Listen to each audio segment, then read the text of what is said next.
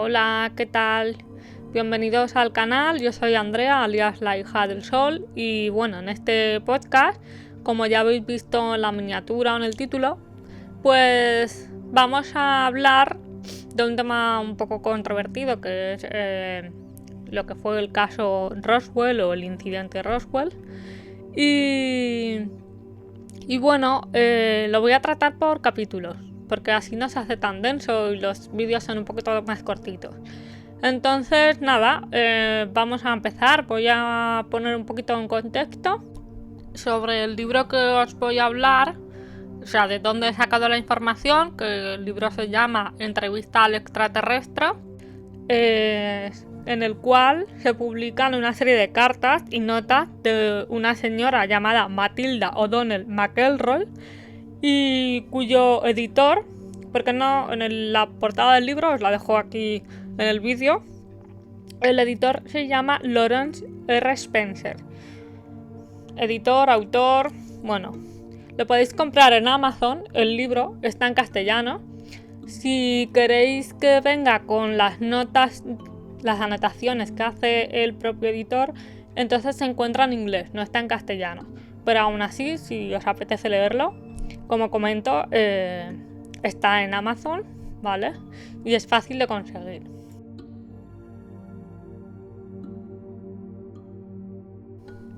El caso Roswell, o incidente ovni de Roswell, ocurrió el 12 de julio de 1947 en Nuevo México, en Estados Unidos.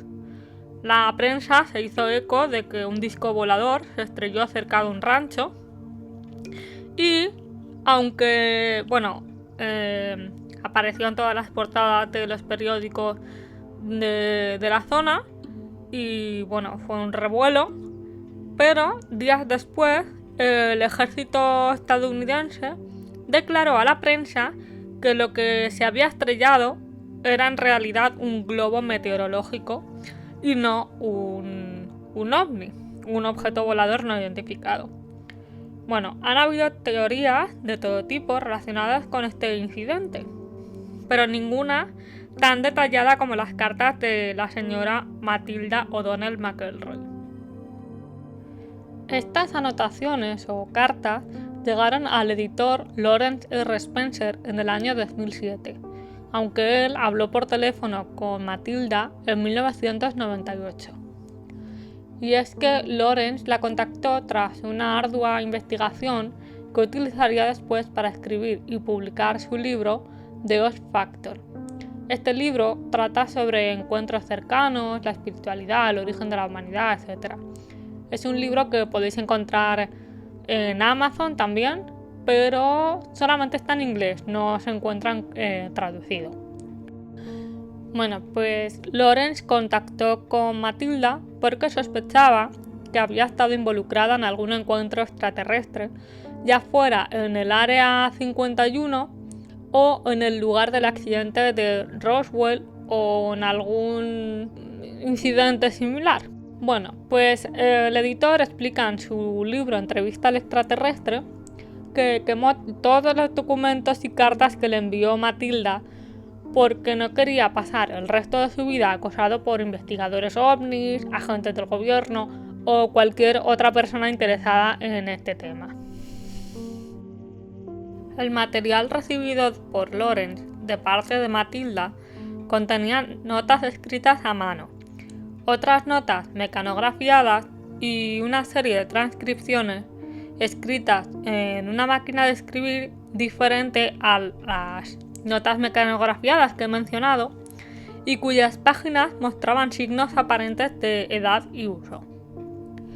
Las notas no estaban ordenadas en ningún modo especial y el editor dice en su libro que esta es la presentación de una serie de entrevistas que se realizaron hace 60 años, 77 años actualmente, entre un oficial, piloto e ingeniero extraterrestre y una enfermera quirúrgica de la Fuerza Aérea del Ejército estadounidense. Cabe destacar que el editor, Lawrence, es algo escéptico y a todo le busca lógica y relación.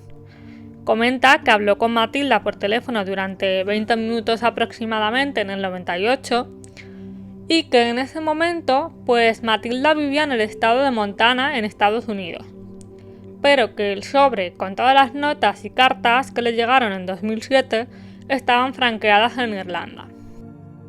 Cuando Lawrence llegó a ella tras una serie de deducciones y referencias en el 98, Matilda pues receló un poco al principio de hablar con él. Pero cuando se dio cuenta de que Lawrence no tenía malas intenciones, se abrió un poco. Y Lawrence dice que en ese momento no le dio información útil más allá de que había estado en el ejército y que había sido destinada a Nuevo México en 1947. Bueno, pues tras haber recibido el sobre con las notas, Lawrence intentó contactar con Matilda a la dirección que marcaba el paquete, o sea, en Irlanda, y lo único que consiguió fue contactar con el dueño de la casa, ¿vale?, donde estaba franqueada la información, y el dueño le informó que tanto Matilda como su esposo Paul habían fallecido recientemente.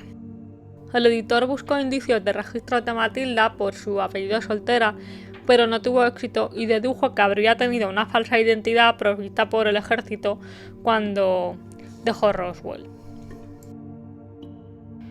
Y bueno, pues a pesar de que el señor Lawrence pues es tan escéptico como así lo indican las primeras páginas del libro, pues aún así él publica esta información y lo que dice es que el lector pues queda advertido de que esto puede no ser real y ser ficticio, es decir, una información que ha llegado de parte de alguien que parece no existir, porque como comentaba, él realiza su investigación sobre Matilda intentando buscar pues indicios de su existencia, ¿no?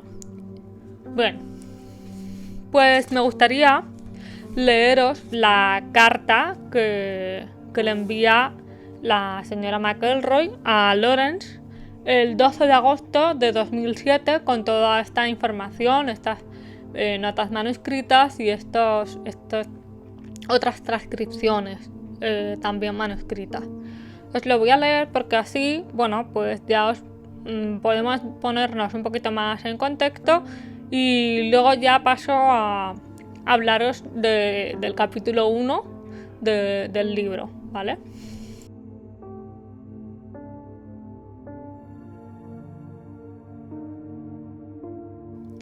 «12 de agosto de 2007.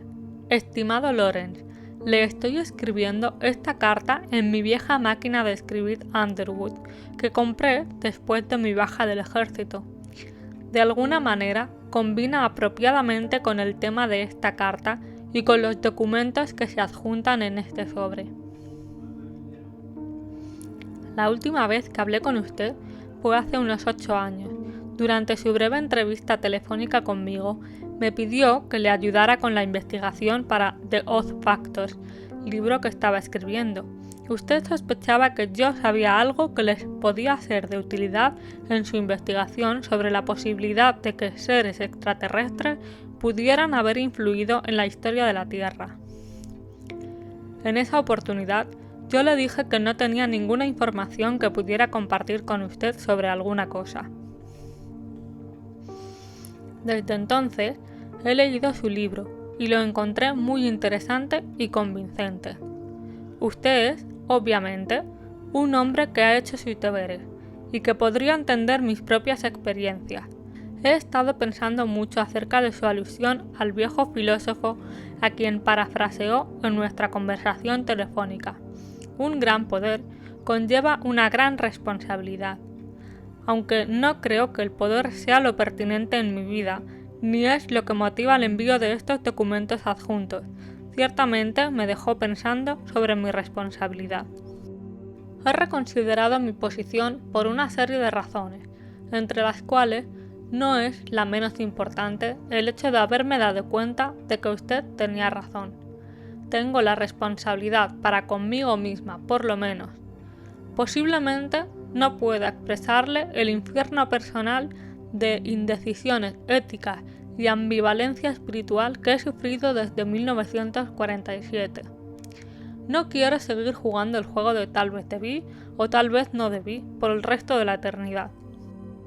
Muchos hombres han sido asesinados para impedir la posibilidad de que este conocimiento que yo misma he ayudado a ocultar a la sociedad hasta ahora sea revelado. Solo un pequeño puñado de personas en la Tierra han visto y oído lo que he debido mantener en secreto durante 60 años. Durante todos estos años pensé que había sido depositaria de una gran confianza por el poder en nuestro gobierno, aunque muchas veces he sentido que el poder está muy equivocado al proteger a la humanidad de la certeza de que no solo existen formas de vida extraterrestre inteligente, sino que además han estado y siguen monitoreando, controlando e invadiendo de manera agresiva la vida de todos en la Tierra cada día. Por lo tanto, creo que ha llegado el momento de pasar mi conocimiento secreto a alguien que estimo que lo entenderá. No creo que sea responsable de mi parte llevarme estos conocimientos a la tumba, más allá del eventual alcance o reconocimiento. Creo que hay un bien mayor a ser servido que el de proteger los intereses creados, para los que esta información es considerada un asunto de seguridad nacional, sea cual fuere su significado y su resultante justificación para catalogarla como máximo secreto. Además, ya tengo 83 años de edad. He decidido dejar este cuerpo, que ya ha sobrepasado su utilidad para mí, utilizando un método indoloro de eutanasia autoadministrada. Me quedan muy pocos meses de vida y nada que temer o perder. Así pues, me he mudado de Montana, donde mi marido y yo vivimos durante la mayor parte de mi vida, para pasar nuestros últimos días en una habitación de un segundo piso alquilado en una hermosa casa en la patria de la familia de mi marido, en el condado de Meath, Irlanda. Voy a morir no muy lejos del Gran Montículo, en Knowth, y Dowth, el montículo del Hada de la Oscuridad. Estos son mojones sagrados, o grandes estructuras de piedra, grabadas con jeroglíficos indescifrables, que se construyeron cerca del año 3700 a.C., casi al mismo tiempo que las pirámides y otros monumentos de piedra inexplicable que se estaban erigiendo por todo el planeta. También estoy no muy lejos de la colina de Tara, que una vez fue la antigua sede del poder en Irlanda, donde se dice que 142 reyes han reinado en los tiempos prehistóricos e históricos. En la religión antigua y la mitología irlandesa, este era el lugar sagrado donde moraban los dioses y se encontraba la entrada al otro mundo. San Patricio llegó a Tara para conquistar la antigua religión de los paganos. Él pudo haber suprimido las prácticas religiosas de la zona, pero desde luego no produjo ningún impacto en los dioses que trajeron estas civilizaciones a la Tierra, como descubrirá al leer los documentos adjuntos. Por lo tanto, se trata de un lugar apropiado para mi partida de este mundo profano y la liberación definitiva de las cargas de esta vida. La claridad de la mirada retrospectiva me ha revelado un propósito más elevado para mí: ayudar a la supervivencia del planeta, a todos los seres vivos y las formas de vida en nuestra galaxia. El statu quo de nuestro sistema de gobierno ha sido el de proteger al pueblo del conocimiento de estos asuntos. De hecho, la única protección que ofrece la ignorancia y el secreto es ocultar la agenda privada de los poderosos para esclavizar a otros. Y al hacerlo, se desarma a todos los enemigos percibidos y sus aliados, a través de la superstición y la estupidez. Por lo tanto, he adjuntado los originales y las únicas copias existentes de mis notas personales y reflexiones sobre un asunto que he mantenido oculto a todos, incluso a mi propia familia. También he incluido mis copias de las transcripciones mecanografiadas por el taquígrafo que transcribió todas mis entrevistas con el piloto extraterrestre del platillo, al término de cada entrevista. No tengo ninguna copia de las grabaciones que se hicieron de los informes de mi entrevista. Nadie supo hasta ahora que me las arreglé para quedarme secretamente con copias de las transcripciones oficiales de las entrevistas. Ahora le confío estos documentos a su discreción para ser difundidos al mundo en cualquier forma o manera que usted considere apropiada. Mi única petición es que, de ser posible, lo haga de una manera tal que no ponga en peligro su propia vida ni su bienestar. Si usted fuera a incorporar estas notas de mis experiencias en una obra de ficción como una novela, la naturaleza testimonial del material podría ser fácilmente pasada por alto o descartada por cualquier agencia u organización para quienes la seguridad nacional es usada como un escudo contra el discernimiento y la justicia. Al hacerlo, podría negar cualquier conocimiento de su verdadero origen y afirmar que es una obra ficticia de su imaginación. Quien dijo que la verdad supera la ficción estaba muy en lo cierto. Para la mayoría de la gente todo esto será increíble. Por desgracia, las creencias no son un criterio confiable para la realidad. Además, estoy segura de que si le fuera a mostrar estas notas a cualquier persona que prefiera la esclavitud física, económica o espiritual por sobre la libertad, el contenido de este mensaje le va a parecer bastante desagradable. Si intentara publicar los documentos con carácter de hechos reales en algún periódico o en las noticias de televisión por la noche, es seguro que será rechazado de plano por ser la obra de un chiflado. La propia naturaleza de estos documentos los hace increíbles y por lo tanto desacreditables. Por el contrario, la liberación de esta información es potencialmente catastrófica para determinados intereses creados de orden político, religioso y económico. Estos documentos contienen información muy relevante para su interés y sus investigaciones sobre encuentros con extraterrestres y experiencias paranormales. Para usar la analogía de su libro The Oz Factors, puedo decir honestamente que los pocos informes existentes sobre hechos e influencias de extraterrestres son solo una suave brisa en el ojo de un huracán apocalíptico girando alrededor de la Tierra. Realmente hay magos y brujas malvadas y monos voladores en este universo.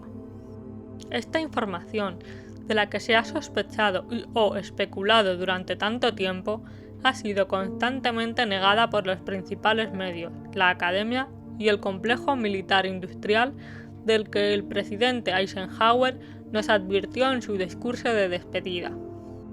Como usted sabe, en julio de 1947, el campo aéreo del ejército de Roswell emitió un comunicado de prensa informando que el personal de campo del grupo de bombarderos 509 había recuperado un plato volador accidentado en un rancho cerca de Roswell, Nuevo México, despertando un interés intenso de los medios. Ese mismo día, el comandante general de la 8ª Fuerza Aérea declaró junto al mayor Jesse Marcel, quien había intervenido en la recuperación de los restos originales, que en realidad se habían encontrado solo los restos de un globo meteorológico. Los hechos reales del incidente han sido suprimidos por el gobierno de Estados Unidos desde entonces.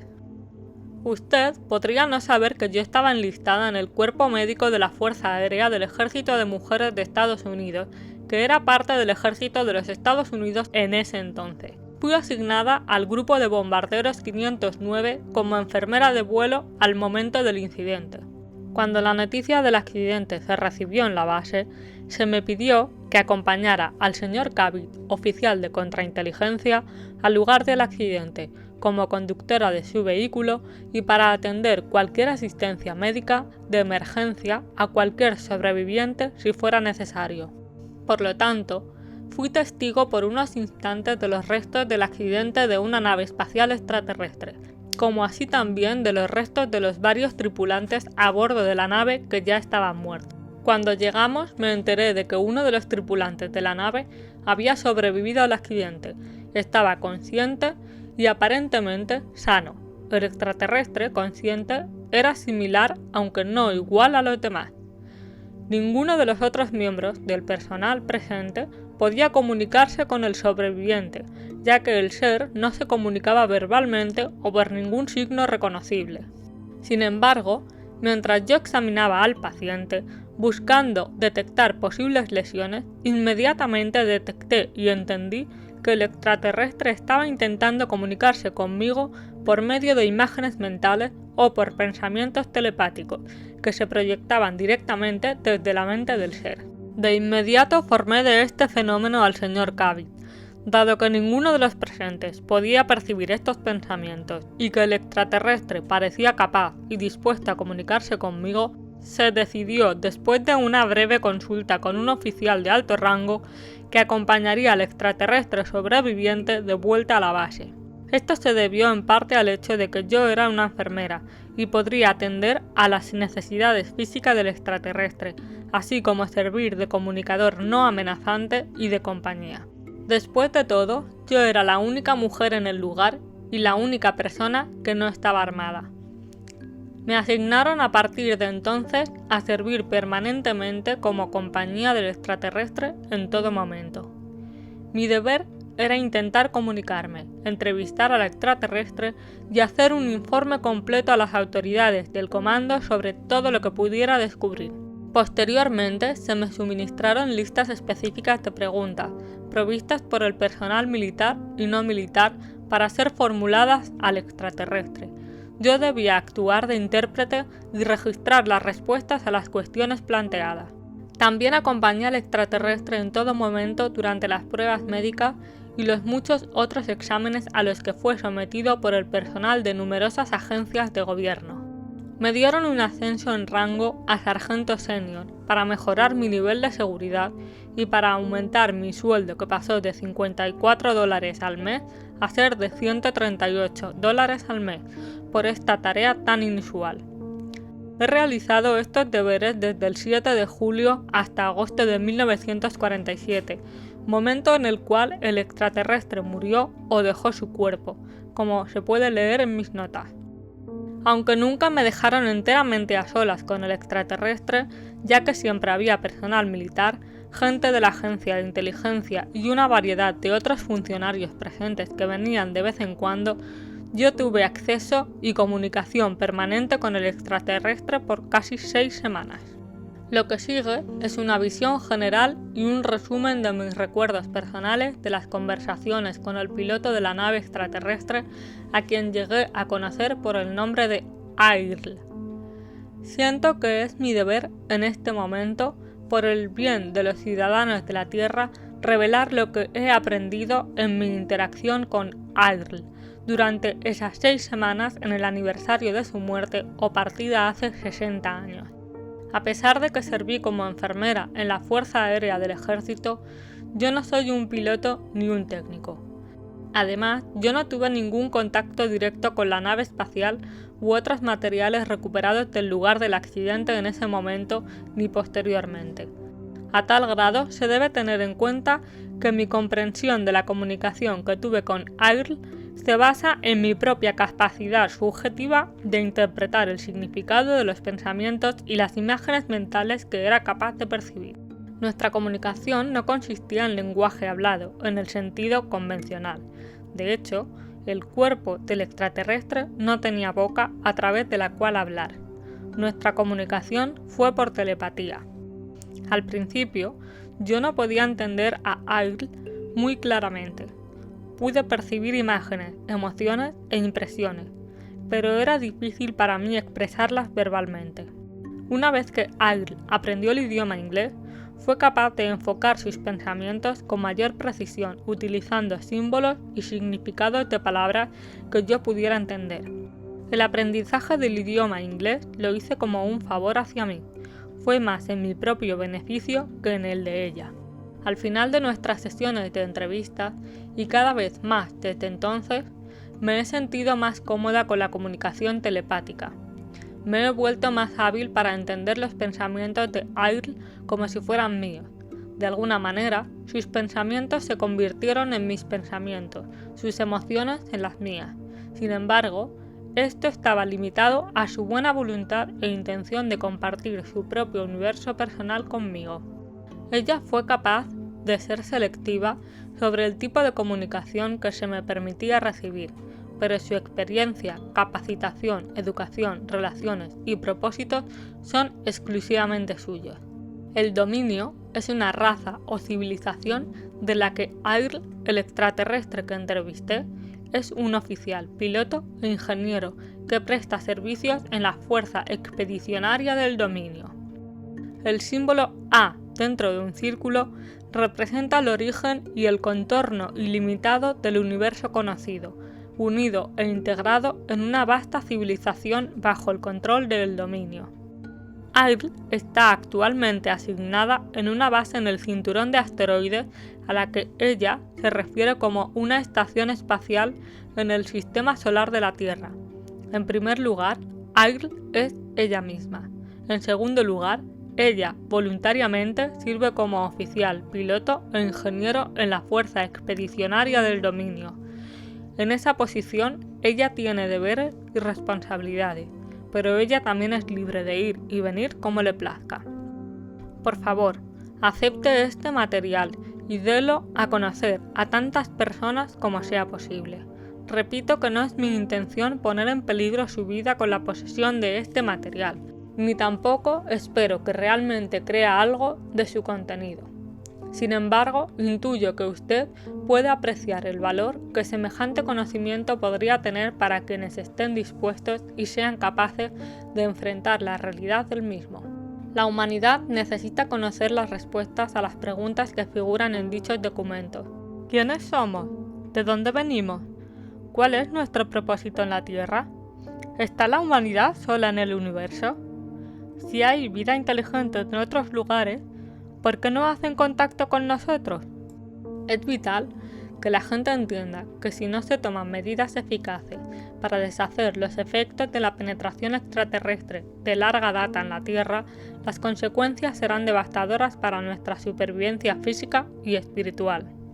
Tal vez la información de estos documentos pueda servir como un trampolín hacia un futuro mejor para la humanidad. Espero que usted pueda ser más inteligente, creativo y valiente en la distribución de esta información de lo que yo he sido. Que los dioses lo bendigan y guarden. Matilda O'Donnell McElroy, Sargento Maestro Principal retirada. Cuerpo Médico de Mujeres de la Fuerza Aérea del Ejército. 100. Troytown High, Navan, Meath, Irlanda.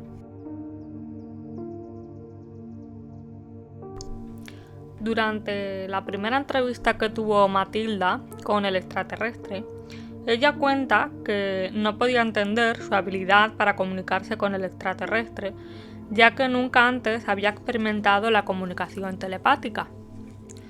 Y ella compara la comunicación con el ser extraterrestre con la comunicación con un niño muy pequeño o con un perro. Cabe destacar que a pesar de recibir estos pensamientos telepáticamente, Matilda al principio no lograba interpretar sus significados con exactitud. Es decir, que el extraterrestre no le comunicaba con un lenguaje hablado en inglés, sino que lo que hacía era mandarle conceptos a las preguntas que ella le refería. Matilda también comenta que creía que el extraterrestre no estaba dispuesto a revelar datos técnicos, tal y como lo haría un soldado caído en manos enemigas. Aún así, nunca sintió que le ocultaba algo. Es más, su comunicación siempre le pareció sincera y empática. Matilda se refiere al extraterrestre como ella, a pesar de ser asexual, tanto físicamente como psicológicamente. Sin embargo, tenía presencia y comportamientos femeninos. Tras estudiar el cuerpo del extraterrestre, se dieron cuenta de que no tenía órganos internos, así que Matilda define al extraterrestre como una muñeca o un robot. Su cuerpo no estaba construido por células biológicas, aunque tenía una especie de circuito o sistema eléctrico nervioso que recorría todo su cuerpo y que Matilda no lograba entender su funcionamiento. Bueno, por lo visto el cuerpo del extraterrestre medía 1 metro de altura, su cabeza era desproporcionadamente grande en relación a sus brazos, piernas y torso, los cuales eran delgados. Tenía 3 dedos en cada mano y pie, los cuales parecían funcionales. y su cabeza no tenía boca, nariz u orejas operativas. Sus ojos eran muy grandes y muy oscuros y opacos.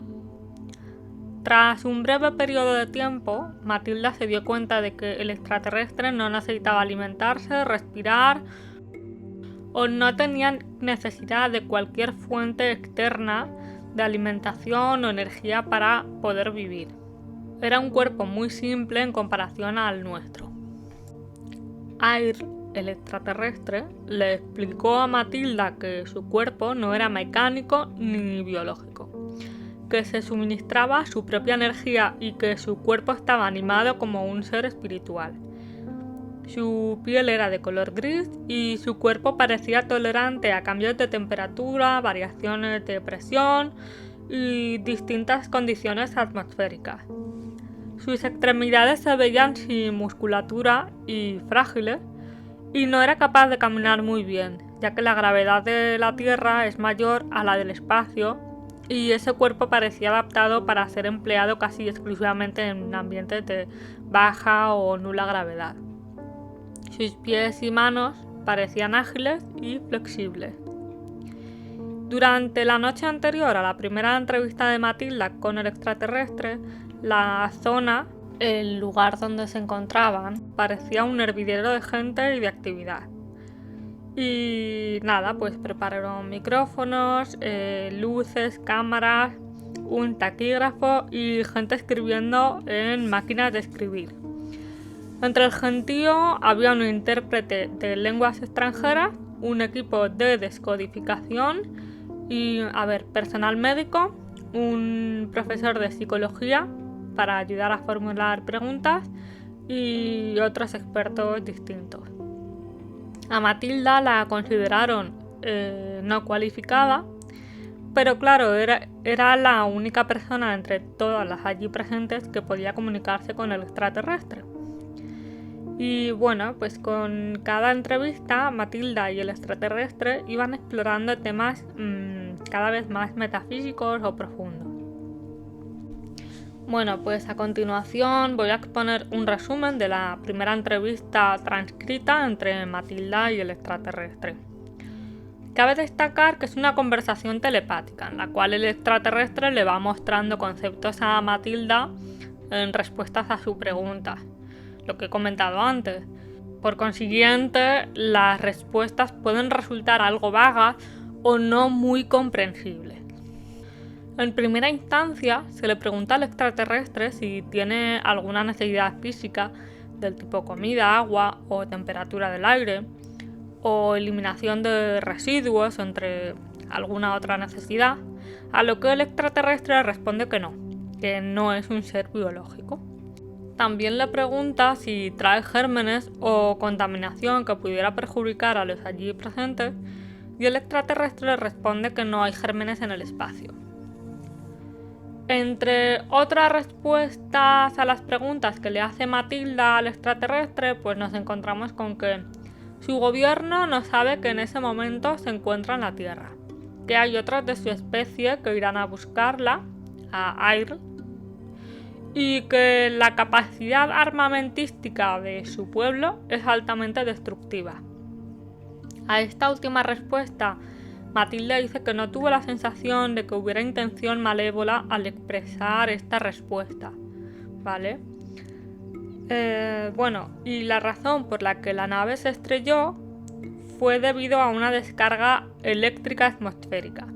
Es decir, que estaban investigando una tormenta eléctrica cuando perdieron el control de la nave.